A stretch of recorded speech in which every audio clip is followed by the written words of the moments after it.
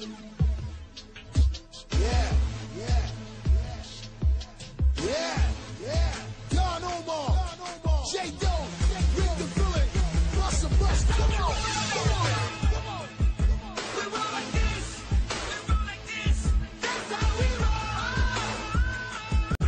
We roll like this, that's how we roll.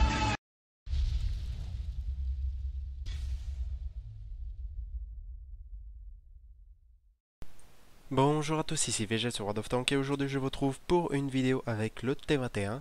Donc T21 char américain léger de tier 6, donc venant de la branche de Light, M3 Stuart, etc. etc.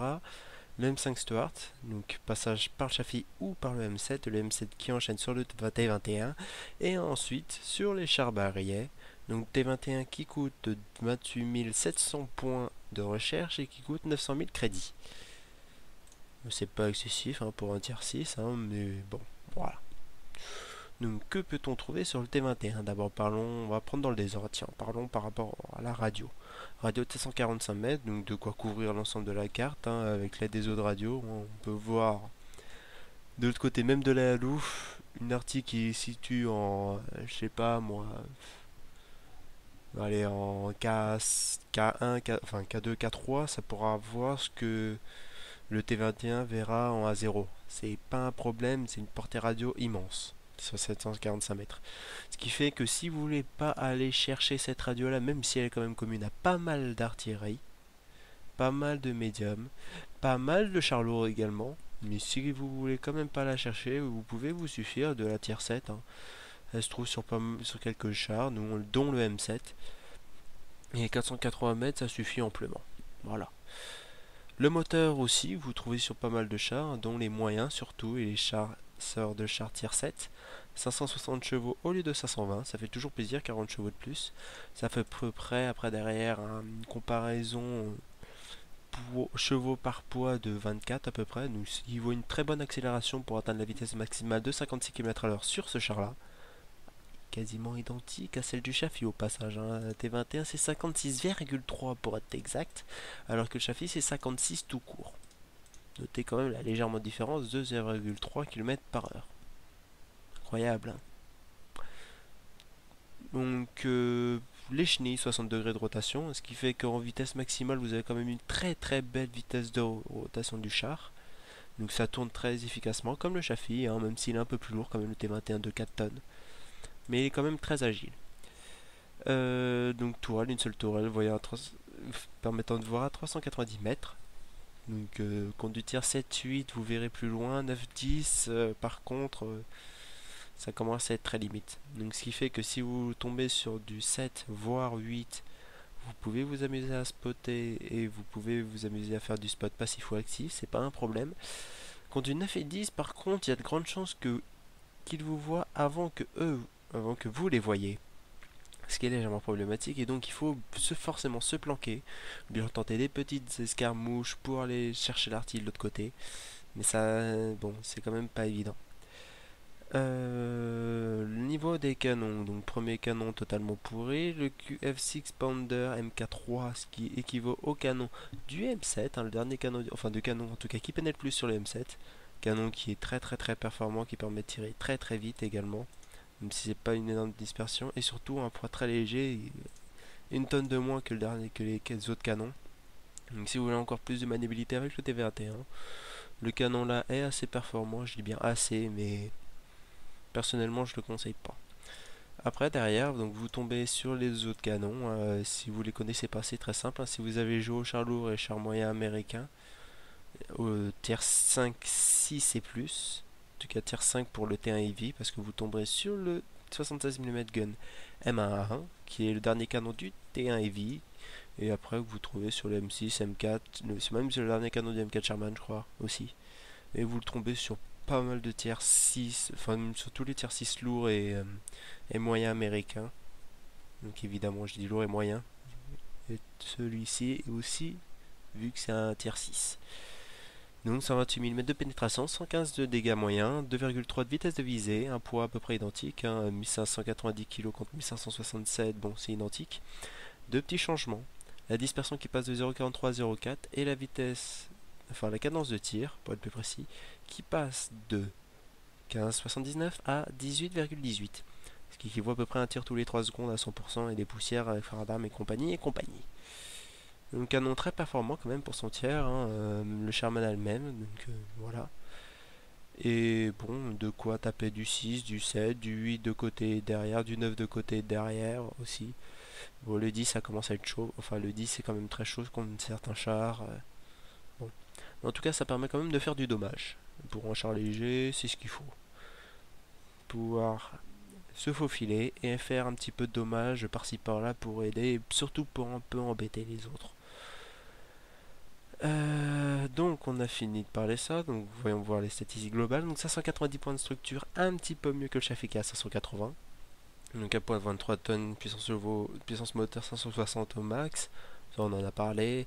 Vitesse de retour 160, on en a parlé. Vitesse maximale aussi. Blindage inexistant, donc 28 au maximum. Hein, espérez même pas bouncer au niveau du mantelet, hein, c'est très très fin. Donc les dégâts, les canons de but, la vitesse de rotation de la tour là à 42, ce qui est quand même très performant, la portée de vue à 390 mètres on en a parlé, et la portée radio aussi. Donc on va, alors avant de parler de l'équipage, on va d'abord parler des modules parce qu'il y a des petits détails quand même. Ventilation obligatoire, ça compte 1000 crédits, même si vous le gardez juste le temps de passer au tiers 7, c'est juste dépenser 50 000 crédits pour plus 5 l'équipage, plus 5% de l'équipage. C'est toujours utile. Après, si vous voulez dépenser un petit peu de crédit, alors tout simplement, soit vous y allez spotter max, donc télescope, si vous les avez pas, vous les achetez une fois, ça suffit. Et si vous voulez le garder optique traité, ou bien alors si vous pouvez le retirer si vous avez l'or. Donc, pour du spot, longue distance derrière un bush, voilà les deux, hein, deux couplets, de toute façon c'est ça qui est de mieux. Si vous voulez pas dépenser les optiques traitées, mais si vous voulez plutôt taper fort et vraiment pas trop voir, mais si vous voulez taper fort et précisément même en roulant et précisément, oula, et vous voulez être précis, stabilisateur fouloir, voilà, bon. Le système de vis amélioré, je ne conseille pas parce que vous allez souvent être en mouvement et si vous êtes à l'arrêt, bah vous serez sûrement mort, sauf malheur, hein. Mais bon, c'est quand même, bon, ça peut être aussi possible. Donc, voilà.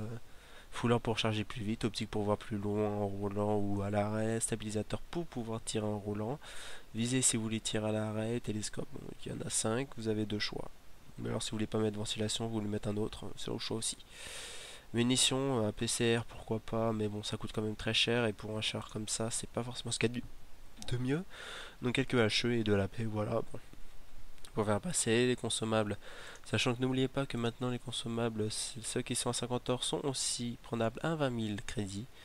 Et si vous voulez faire de la réparation sans, enfin si vous voulez avoir une petite amélioration de la vitesse de réparation, vous pouvez aussi prendre des grandes trousses de premier secours et des grands kits de réparation pour aider la vitesse de réparation et aussi pour protéger l'équipage contre les dégâts critiques. Ça peut être possible aussi, par contre faut pas oublier que ça coûte quand même cher. Sinon vous avez les trois habituels, hein. Bon, je vous fais pas le topo, hein. Alors l'équipage, j'ai envie de dire, comme du classique, hein. Bon, frère d'armes si vous voulez ou pas. Sachant que derrière vous avez du barillet, moi je suis pas fan du frère d'armes avec barillet, c'est un choix après derrière. Mais bon, si vous voulez garder ce char, frère d'armes en 1, ou bien alors si vous voulez pas le garder, moi je préférerais le faire en 2, donc avec 6ème 103 E de lynx, et après vous faire ce que vous voulez. Enfin, moi, c'est ce que je conseille. Aussi, vous pouvez aussi le mettre complètement en camouflage si vous voulez garder le T21 ou le T71. Après, derrière, le camouflage, vu qu'on tombe sur du lourd qui fait avec du barillet, c'est pas forcément ce qu'il y a de nécessaire. En tireur, donc moi j'ai choisi coup mortel. Après, il y a notre choix, hein. Si vous voulez tirer en roulant, vous pouvez prendre précision. Donc pour aider avec la tourelle, hein, justement, parce que si vous voulez tourner autour de quelqu'un, forcément vous allez bouger la tourelle, hein, parce que vous allez légèrement bouger la tourelle, donc c'est toujours utile d'avoir précision. Donc avec coup mortel, les frères d'armes, bon voilà, 1, 2, 3, vous choisissez, hein, classique. Pareil, hein, c'est un peu toujours la même chose en mode que je dis, hein, as du volant, conduite souple, frères d'armes, bon voilà au choix, hein. Pareil, là c'est frères d'armes mais longue vue, et là c'est râtelier sécurisé, frères d'armes, etc., etc. Bon, du classique, du bon vieux classique, hein, je vais pas trop répéter tout ça. Le camouflage c'est pareil que sur le Chafi, hein. Bon, je vous présente juste le Chafi, donc camouflage bon classique, hein. De toute façon c'est pareil, hein. C'est le même camouflage. Pour tous les Américains c'est le même camouflage. Mais bon, je vais rappeler, donc un tacheté, un blanc classique pour l'hiver, l'estival, donc les deux, les tricolores, ah bon, voilà. Et pour des articles, donc quatre camouflages différents, bon, c'est juste pour le fun. Au passage, une petite dédicace. Tiens, au passage, il y a Mr. Jagmeister qui veut me parler, mais on va attendre quand même. Les prix des camouflages et des emblèmes temporaires sont réduits. Donc, si vous voulez, à un moment, vous aimez bien un char, ça peut être un tiers 8, ça peut être un tiers 1, ça peut être n'importe quoi. Mais que vous voulez pas dépenser de l'or, les camouflages temporaires sont vraiment pas chers. Et quand je dis vraiment pas cher, c'est vraiment pas cher pour 7 jours. Voilà, c'est un tiers 6, ça demande 15 000 crédits pour 7 jours. C'est vraiment pas énorme. Surtout si vous voulez faire un bon nombre de parties avec, c'est toujours utile. Voilà, donc je crois que j'ai terminé, hein, pas besoin de dire d'autres choses. Donc normalement, je vais essayer de poster ça durant mes petites vacances entre mercredi et le lundi 13. Et donc si j'ai de la chance, je peux le poster entre les deux. Sinon, bah ça sera lundi 13 ou mardi 14 que vous la verrez. En tout cas, je vous souhaite de bonnes games sur World of Tanks. Et à ciao tout le monde!